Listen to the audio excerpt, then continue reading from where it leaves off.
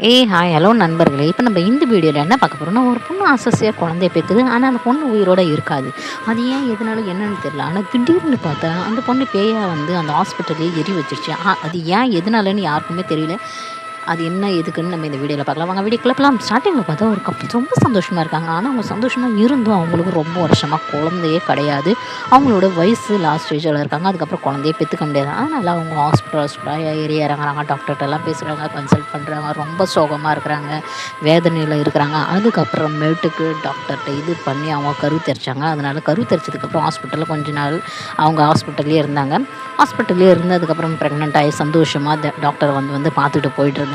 அதுக்கப்புறம் செக்கப் எல்லாம் நடந்துட்டு இருந்துச்சு. அதுக்கப்புறமேட்டுக்கு அவங்களுக்கு வந்து டெலிவரி பெயின் வர ஆரம்பிச்சிருச்சு. ஹாஸ்பிட்டலில் அட்மிட் ஆகினாங்க. ஆனால் அந்த இடத்துல பிள்ளையை தான் முடிஞ்சிச்சு. அவங்க அம்மாவை காப்பாற்ற முடியல.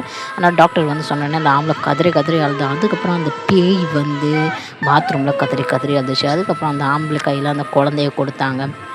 அதுக்கப்புறம் அந்த பேய் வந்து அந்த ஹாஸ்பிட்டல்லே அந்த குழந்தைய நல்லா பார்த்துக்குச்சு, விளாண்டுச்சு அது கூட. அதுக்கப்புறமேட்டுக்கு திருப்பி அது போய் பாத்ரூமில் கதறி அழுதுச்சு. அதுக்கப்புறம் திருப்பி வந்து ஹாஸ்பிட்டலில் அந்த குழந்தைய பார்த்துக்கிட்டே இருந்துச்சு. இதேமாதிரி நடந்துச்சு. அதுக்கப்புறம் வீட்டுக்கு டிஸ்சார்ஜ் ஆகி வந்ததுக்கு அப்புறமேட்டுக்கு புருஷன் பொண்டாட்டி 2 பேருமே உட்காந்து அழுகுறாங்க. ஒரு பக்கம் புருஷன், ஒரு பக்கம் பொண்டாட்டி. அதுக்கப்புறம் பார்த்தாக்கா அந்த புருஷன்காரன் ஃபோட்டோ வச்சு அழுதுட்ருக்கான். அதுக்கப்புறம் தான் விஷயம் தெரிய வரதுக்கு அந்த பெண்ணு வந்து நார்மலாக இறக்கல. இந்த டாக்டரோட ஃபால்ட்டால் இறந்தாங்க. டாக்டரோட அசால்ட்டு தானே ஏதோ ஒரு கடுபடு பண்ணதால் அந்த பொண்ணை இறந்துடுச்சு. அதனால் அந்த பொண்ணு இறந்ததுக்காக இந்த டாக்டருங்க தான் காரணம்னு சொல்லி அந்த பொண்ணு எல்லாத்தையும் கொடூரமாக தேடி கொலை பண்ணுது. ஏன்னா டாக்டருங்களால் தான் அந்த பொண்ணு இறந்துச்சு. இல்லைன்னா அந்த பொண்ணு இறந்துருக்காது.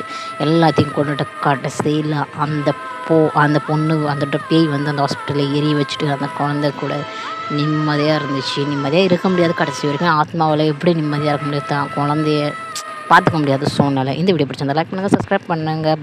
By guys.